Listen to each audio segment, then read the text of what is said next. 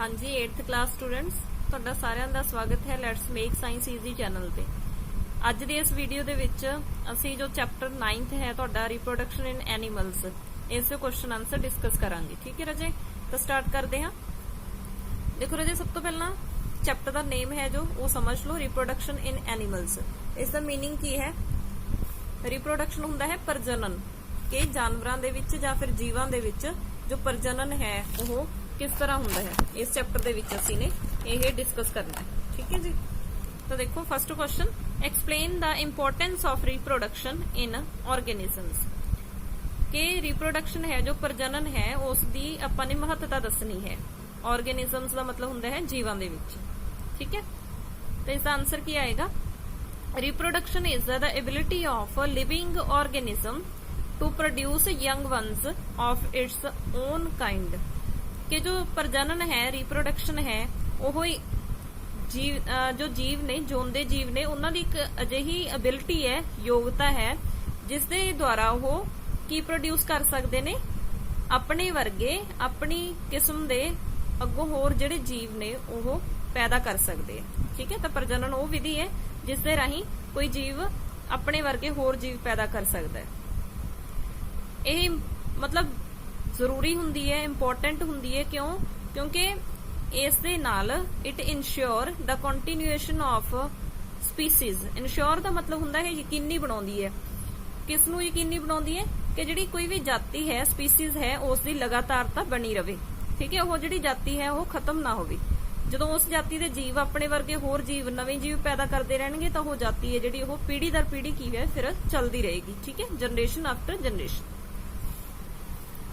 Come to second question, describe the process of fertilization in human being। कि fertilization ਦੀ process ਦੱਸਣੀ ਹੈ ਆਪਾਂ human being ਦੇ ਵਿੱਚ ਕਿਵੇਂ ਹੁੰਦੀ ਹੈ। fertilization ਜਿਸ ਨੂੰ ਕੀ ਬੋਲਿਆ ਜਾਂਦਾ ਹੈ ਪੰਜਾਬੀ ਦੇ ਵਿੱਚ ਨਿਸ਼ੇਚਨ ਕਿਰਿਆ ਬੋਲਦੇ ਆ ਇਸ। ਠੀਕ ਹੈ ਰਾਜੇ, ਤਾਂ ਇਸ ਦੇ ਵਿੱਚ ਹੁੰਦਾ ਕੀ ਹੈ? fertilization ਦੇ ਵਿੱਚ ਫਿਊਜ਼ਨ ਹੁੰਦੀ ਹੈ। ਕਿਹਦੀ ਫਿਊਜ਼ਨ ਹੁੰਦੀ ਹੈ? ਓਵਮ ਦੀ ਐਂਡ ਸਪਰਮ ਦੀ। ਜੋ ਇਹ ਓਵਮ ਹੈ ਰਾਜੇ ਇਹ ਫੀਮੇਲ ਗੈਮੀਟ ਹੈ, ਐਂਡ ਜਿਹੜਾ ਸਪਰਮ ਹੁੰਦਾ ਹੈ ਉਹ ਕਿਹੜਾ ਹੁੰਦਾ ਹੈ? ਮੇਲ ਦਾ ਗੈਮੀਟ ਹੁੰਦਾ ਹੈ। ਠੀਕ ਹੈ, ਤਾਂ ਜਦੋਂ ਸਪਰਮ ਤੇ ਓਵਮ ਆਪਸ ਦੇ ਵਿੱਚ ਫਿਊਜ਼ ਹੋ ਜਾਂਦੇ ਆ, ਜੁੜ ਜਾਂਦੇ ਨੇ, ਤਾਂ ਉਸ ਪ੍ਰੋਸੈਸ ਨੂੰ ਕੀ ਬੋਲਦੇ ਆ ਆਪਾਂ? ਫਰਟੀਲਾਈਜੇਸ਼ਨ। ਤੇ ਜੋ ਫਰਟੀਲਾਈਜੇਸ਼ਨ ਹੋ ਗਈ ਉਸ ਤੋਂ ਬਾਅਦ ਜਿਹੜਾ ਇਹ ਓਵਮ ਸੀ, ਓਵਮ ਨੂੰ ਐਗ ਵੀ ਬੋਲ ਦਿੱਤਾ ਜਾਂਦਾ ਹੈ। ਤਾਂ ਜਦੋਂ ਫਰਟੀਲਾਈਜ਼ਡ ਹੋ ਗਿਆ ਉਹ ਐਗ, ਮਤਲਬ ਸਪਰਮ ਦੇ ਨਾਲ ਜੁੜ ਗਿਆ, ਤਾਂ ਉਸ ਨੂੰ ਫਿਰ ਆਪਾਂ ਜ਼ਾਈਗੋਟ ਦਾ ਨਾਮ ਦੇ ਦਿੰਨੇ ਆ। ਠੀਕ ਹੈ, fertilized egg is called zygote. During fertilization the nuclei of the sperm and the egg fuse to form a single nucleus। ਹੁਣ ਦੇਖੋ ਰਾਜੇ, ਜਿਹੜਾ ਓਵਮ ਹੈ ਉਹ ਇੱਕ ਸੈੱਲ ਕਹਿ ਸਕਦੇ ਆ ਆਪਾਂ ਉਹਨੂੰ। ਜਿਹੜਾ ਸਪਰਮ ਹੈ ਉਹ ਵੀ ਇੱਕ ਸੈੱਲ ਹੈ। ਤਾਂ ਸੈੱਲ ਦੇ ਵਿੱਚ ਆਪਾਂ ਨੂੰ ਪਤਾ ਹੈ ਕਿ ਨਿਊਕਲੀਅਸ ਪ੍ਰੈਜ਼ੈਂਟ ਹੁੰਦਾ ਹੈ। ਇੱਕ ਨਿਊਕਲੀਅਸ ਇਸ ਦਾ ਹੋ ਗਿਆ, ਇੱਕ ਸਪਰਮ ਦਾ ਹੋ ਗਿਆ, ਮਤਲਬ ਕਿ ਦੋ ਨਿਊਕਲੀਅਸ ਸੀ। ਜਦੋਂ ਫਰਟੀਲਾਈਜੇਸ਼ਨ ਹੋ ਗਈ, ਉਹਨਾਂ ਦੋਵਾਂ ਦੇ ਐਗ ਤੇ ਸਪਰਮ ਦਾ ਜੋ ਨਿਊਕਲੀਅਸ ਸੀ ਉਹਨਾਂ ਨੇ ਫਿਊਜ਼ ਹੋ ਕੇ ਇੱਕ ਸਿੰਗਲ ਨਿਊਕਲੀਅਸ ਬਣਾਤਾ। ਠੀਕ ਹੈ, ਮਤਲਬ ਦੋ ਨਿਊਕਲੀਅਸ तो मिलके एक सिंगल न्यूक्लियस बन गया। This result in the formation of fertilized egg या फिर जाइगोट। जो जाइगोट बन जाता है फर्टिलाइजेशन तो बाद। Zygote is the beginning of the new individual. जो है जाइगोट है, जाइगोट तो जिहड़ा नवा जीव है उस दे बनन दी जो क्रिया है वो की हो जाती है, शुरू हो जाती है। ठीक है, तो इसनूं डायग्राम दे नाल असीं देख सकते हैं। देखो ਇੱਥੇ ਆਹ ਵਾਲੀ ਡਾਇਗਰਾਮ ਤੁਸੀਂ ਨੇ ਡਰਾ ਕਰਨੀ ਹੈ ਇਸ ਕੁਐਸਚਨ ਦੇ ਆਨਸਰ ਨੂੰ ਲਿਖਣ ਤੋਂ ਬਾਅਦ। ਦੇਖੋ ਰਾਜੇ, ਫਰਟੀਲਾਈਜੇਸ਼ਨ ਸ਼ੋ ਕੀਤੀ ਹੋਈ ਹੈ। ਸਪਰਮ ਹੈ, ਜੋ ਸਪਰਮ ਦਾ ਜੋ ਸਟਰਕਚਰ ਹੈ ਉਹ ਇਦਾਂ ਦਾ ਹੁੰਦਾ ਹੈ। ਇਹ ਵਾਲਾ ਹੈਡ ਰੀਜਨ ਆ ਗਿਆ, ਇਹ ਮਿਡਲ, ਤੇ ਇਹ ਇਸ ਦੀ ਕੀ ਹੁੰਦੀ ਹੈ? ਟੇਲ ਹੁੰਦੀ ਹੈ। ਠੀਕ ਹੈ, ਬਹੁਤ ਸਾਰੇ ਇੱਥੇ ਸਪਰਮਸ ਸ਼ੋ ਕੀਤੇ ਹੋਏ, ਬਟ ਜਦੋਂ ਫਰਟੀਲਾਈਜੇਸ਼ਨ ਹੋਣੀ ਹੈ ਸਿਰਫ ਇੱਕ ਸਿੰਗਲ ਜਿਹੜਾ ਸਪਰਮ ਹੈ ਉਹੀ ਫਿਊਜ਼ ਕਰੇਗਾ ਕਿਹਦੇ ਨਾਲ? ਓਵਮ ਦੇ ਨਾਲ। ਇਹ ਓਵਮ ਆਪਾਂ ਨੂੰ ਸ਼ੋ ਕੀਤਾ ਹੋਇਆ ਹੈ ਜਿਸ ਨੂੰ ਆਪਾਂ ਫੀਮੇਲ ਗੈਮੀਟ ਬੋਲਦੇ ਆ। ਤੇ ਓਵਮ ਹੈ ਜਿਹੜਾ ਉਹ ਸਾਈਜ਼ ਦੇ ਵਿੱਚ ਕੀ ਹੁੰਦਾ ਹੈ? ਵੱਡਾ ਹੁੰਦਾ ਹੈ। ਜਿਹੜਾ ਸਪਰਮ ਹੈ ਉਹ ਮੂਵ ਕਰ ਸਕਣ ਦੀ ਇਹਦੇ ਵਿੱਚ ਕੈਪੈਸਿਟੀ ਹੁੰਦੀ ਹੈ। ਕਿਉਂ? ਕਿਉਂਕਿ ਇਸ ਦੇ ਕੋਲ ਕੀ ਹੈ? ਟੇਲ ਹੈ। ਟੇਲ ਦੀ ਵਜ੍ਹਾ ਦੇ ਕਰਕੇ ਇਹ ਮੂਵ ਕਰ ਸਕਦਾ। ਮੂਵ ਕਰਨ ਤੋਂ ਬਾਅਦ ਇਹ ਕੀ ਹੈ? ਐਗ ਤੱਕ ਪਹੁੰਚ ਜਾਂਦਾ ਹੈ। ਐਗ ਤੱਕ ਪਹੁੰਚਣ ਤੋਂ ਬਾਅਦ ਫਿਰ ਕੀ ਹੈ? ਇਸ ਦੇ ਨਾਲ ਫਿਊਜ਼ ਹੋ ਜਾਏਗਾ। ਫਿਊਜ਼ ਹੋਣ ਦੇ ਨਾਲ ਮਤਲਬ ਕੀ ਹੈ? ਜਿਹੜੀ ਫਰਟੀਲਾਈਜੇਸ਼ਨ ਪ੍ਰੋਸੈਸ ਹੈ ਉਹ ਕੀ ਹੈ? ਕੰਪਲੀਟ ਹੋ ਜਾਏਗੀ। ਠੀਕ ਹੈ ਜੀ, ਤੇ ਨੈਕਸਟ ਇਹ ਤੁਹਾਨੂੰ ਸ਼ੋ ਕੀਤਾ ਹੈ ਕਿ ਜੋ ਨਿਊਕਲੀਅਸ ਸੀ ਇਸ ਦਾ ਸਪਰਮ ਦਾ ਨਿਊਕਲੀਅਸ ਹੋ ਗਿਆ ਤੇ ਇਹ ਓਵਮ ਦਾ मीन्स कि एग का जो न्यूक्लियस है दोनों की आपस में फ्यूज हो चुके हैं। ठीक है। जाइगोट ਦੇ ਵਿੱਚ ਫਿਰ ਆਪਾਂ ਇਹ ਕਵਾਂਗੇ ਕਿ ਇੱਕ ਸਿੰਗਲ ਨਿਊਕਲੀਅਸ ਹੁੰਦਾ ਹੈ, ਇਹ ਦੋਨੋਂ ਆਪਸ ਦੇ ਵਿੱਚ ਕੀ ਹੈ ਫਿਊਜ਼ ਹੋ ਗਏ। ਕਮ ਟੂ थर्ड क्वेश्चन है give two differences between zygote and a fetus। zygote and fetus ਦੇ ਵਿੱਚ ਆਪਾਂ ਨੇ ਡਿਫਰੈਂਸ ਦੱਸਣਾ ਹੈ। zygote ਕਦੋਂ ਬਣਿਆ ਸੀ? ਜਦੋਂ ਫਰਟੀਲਾਈਜੇਸ਼ਨ ਕੰਪਲੀਟ ਹੋ ਗਈ ਸੀ, ਠੀਕ ਹੈ। ਜਦੋਂ zygote ਦੀ ਫਰਦਰ ਡਿਵੈਲਪਮੈਂਟ ਸਟਾਰਟ ਹੋ ਜਾਂਦੀ ਹੈ ਉਸ ਤੋਂ ਫਿਰ ਕੀ ਹੈ fetus ਹੈ ਜੋ ਉਹ ਬਣ ਜਾਂਦਾ ਹੈ, ਠੀਕ ਹੈ। ਤਾਂ ਹੁਣ zygote ਕੀ ਕਵਾਂਗੇ ਆਪਾਂ? The fusion of sperm and the egg is called zygote। ਜਦੋਂ ਫਿਊਜ਼ ਹੋ ਜਾਂਦੇ ਆ sperm and egg ਤਾਂ zygote ਬਣਦਾ ਹੈ। ਬਟ ਜੋ fetus ਹੈ, fetus ਕੀ ਹੁੰਦਾ ਹੈ? The stage of the embryo in which the body parts are identifiable is called fetus। ਜੋ fetus ਹੈ ਇਸ ਨੂੰ ਪੰਜਾਬੀ ਦੇ ਵਿੱਚ ਆਪਾਂ ਭਰੂਣ ਵੀ ਕਹਿ ਦਿੰਦੇ ਆ, ਤੇ ਜੋ zygote ਹੈ ਇਸ ਨੂੰ ਯੁਗਮਜ ਕਿਹਾ ਜਾਂਦਾ ਹੈ। ਯੁਗਮਜ ਇਹ ਭਰੂਣ ਹੈ। ਤਾਂ ਜਿਹੜਾ ਫਿਟਸ ਹੈ ਇਹ ਐਮਬ੍ਰਿਓ ਦੀ ਮਤਲਬ ਕਿ ਐਮਬ੍ਰਿਓ ਦੀ ਉਹ ਸਟੇਜ ਹੈ ਜਿਸ ਦੇ ਵਿੱਚ ਜਿਹੜੇ ਮਤਲਬ ਨਿਊ ਇੰਡੀਵਿਜੂਅਲ ਬਣ ਰਿਹਾ ਹੈ ਉਸ ਦੇ ਬੋਡੀ ਪਾਰਟਸ ਨੂੰ ਆਪਾਂ ਆਸਾਨੀ ਦੇ ਨਾਲ ਮਤਲਬ ਪਛਾਣ ਸਕਦੇ ਹਾਂ ਕਿ ਕਿਹੜਾ ਉਸ ਦਾ ਹੈੱਡ ਵਾਲਾ ਪਾਰਟ ਹੈ, ਠੀਕ ਹੈ, ਕਿਹੜਾ ਉਸ ਦਾ ਐਬਡੋਮੀਨਲ ਪਾਰਟ ਹੈ।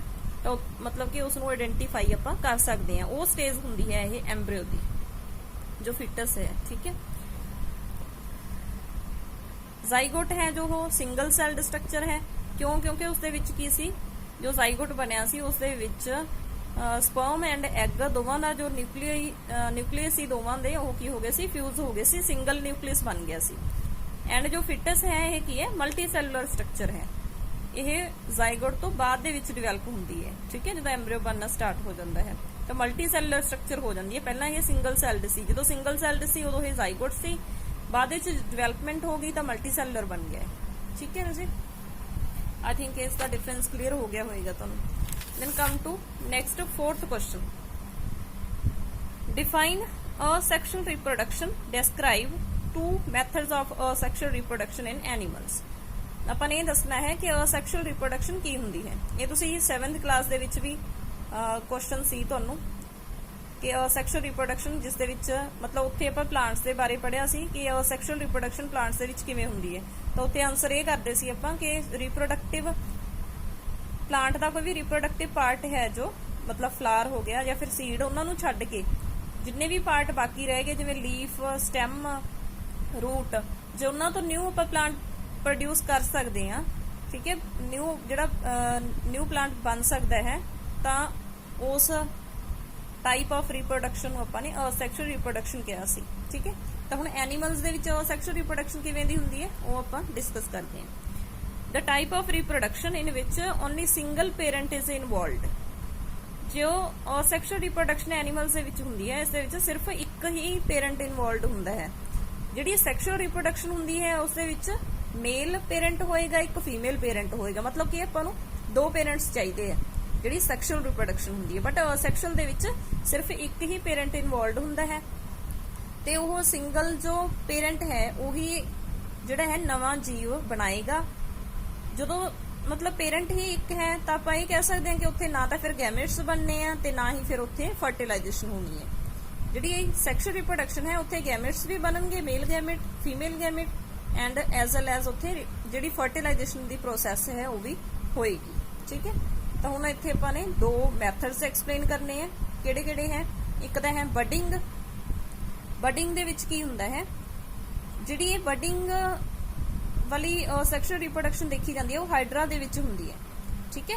ਹਾਈਡਰਾ ਦੇ ਵਿੱਚ ਜਿਹੜੀ ਹੈ ਬਡਿੰਗ ਸ਼ੋ ਹੁੰਦੀ ਹੈ। ਇਸ ਰਿਪਰੋਡਕਸ਼ਨ ਦੇ ਵਿੱਚ ਹੁੰਦਾ ਕੀ ਹੈ, ਇੱਕ ਬਡ ਰਾਈਜ਼ ਹੁੰਦੀ ਹੈ, ਮਤਲਬ ਕਿ ਜੋ ਵੀ एनिमल है जो हाइड्रा है ना ये एक्वेटिक एनिमल ਹੁੰਦਾ ਹੈ। ਇਹ ਦੇਖੋ ਤੁਹਾਡੀ ਬੁੱਕ ਦੇ ਉੱਪਰ ਇਸ ਦੀ ਸਟਰਕਚਰ ਸ਼ੋ ਕੀਤੀ ਹੋਈ ਹੈ। ਬਡਿੰਗ ਹੈ ਜੋ ਹਾਈਡਰਾ ਦੇ ਵਿੱਚ ਦੇਖੀ ਜਾਂਦੀ ਹੈ। ਇਸ ਦੇ ਵਿੱਚ ਹੁੰਦਾ ਕੀ ਹੈ, ਜੋ ਇਹ ਹਾਈਡਰਾ ਹੈ ਇਸ ਦੇ ਵਿੱਚ ਇੱਕ ਬਡ ਰਾਈਜ਼ ਹੋ ਜਾਂਦੀ ਹੈ। ਇਹ ਬਡ ਫਿਰ ਕੀ ਹੈ, ਇਸ ਦੇ ਵਿੱਚ ਗਰੋਥ ਹੁੰਦੀ ਹੈ ਐਂਡ ਜਦੋਂ ਇਹ ਪ੍ਰੋਪਰ ਮਤਲਬ ਕਿ ਪੂਰੀ ਸਾਈਜ਼ ਦੇ ਵਿੱਚ ਮਤਲਬ ਬਣ ਗਈ ਉਸ ਤੋਂ ਬਾਅਦ ਕੀ ਹੁੰਦਾ ਹੈ, ਜਦੋਂ ਪੂਰੀ ਇਸ ਦੀ ਡਿਵੈਲਪਮੈਂਟ ਹੋ ਗਈ ਇੱਥੋਂ ਕੀ ਹੋ ਜਾਣਾ, ਇਸ ਟਾਈਮ ਡਿਟੈਚ ਹੋ ਜਾਣਾ, ਮਤਲਬ ਕਿ ਇੱਥੋਂ ਅਲੱਗ ਹੋ ਜਾਏਗੀ ਇਹ ਪੇਰੈਂਟ ਦੇ ਨਾਲੋਂ। ਤੇ ਇਹ ਵਾਲਾ ਹਾਈਡਰਾ ਜੋ ਪਹਿਲਾਂ ਵਾਲਾ ਪੇਰੈਂਟ ਸੀ ਉਸਨੇ ਸੈਪਰੇਟ ਹੋ ਜਾਣਾ, ਜੋ ਨਿਊ ਬਣਿਆ ਸੀ ਉਹ ਇੱਕ ਨਿਊ ਹਾਈਡਰਾ ਦੀ ਫਾਰਮ ਦੇ ਵਿੱਚ, ਮਤਲਬ ਨਿਊ ਇੰਡੀਵਿਜੂਅਲ ਬਣ ਜਾਣਾ ਹੈ ਇੱਕ ਸਿੰਗਲ ਪੇਰੈਂਟ ਤੋਂ। ਠੀਕ ਹੈ ਰਾਜੇ। ਤਾਂ ਹੁਣ ਇਸ ਹਾਈਡਰਾ ਦੇ ਵਿੱਚ ਕੀ ਅਸੀਂ ਨੇ ਬਡਿੰਗ ਦੇਖੀ, ਤਾਂ ਬਡਿੰਗ ਦੇ ਵਿੱਚ ਕੀ ਹੁੰਦਾ ਹੈ, in this reproduction the new individual develop from buds. Buds ਆਪਾਂ ਨੇ ਦੇਖਣੀ ਹੈ ਹਾਈਡਰਾ ਦੇ ਵਿੱਚ ਹੁੰਦੀਆਂ ਨੇ। ਠੀਕ ਹੈ, that arise on the parent, ਇਹ ਪੇਰੈਂਟ ਦੇ ਉੱਪਰ ਅਰਾਈਜ਼ ਕਰਦੀਆਂ ਨੇ buds. This type of reproduction is occur in hydra. ਇਹ ਜੋ ਰਿਪਰੋਡਕਸ਼ਨ ਹੈ, ਸੈਕਸ਼ੂਅਲ ਰਿਪਰੋਡਕਸ਼ਨ ਜੋ ਬਡਿੰਗ ਹੈ ਉਹ ਹਾਈਡਰਾ ਦੇ ਵਿੱਚ ਹੁੰਦੀ ਹੈ। ਸੈਕਿੰਡ ਕਿਹੜੀ ਹੈ, ਬਾਈਨਰੀ ਫਿਜ਼ਨ।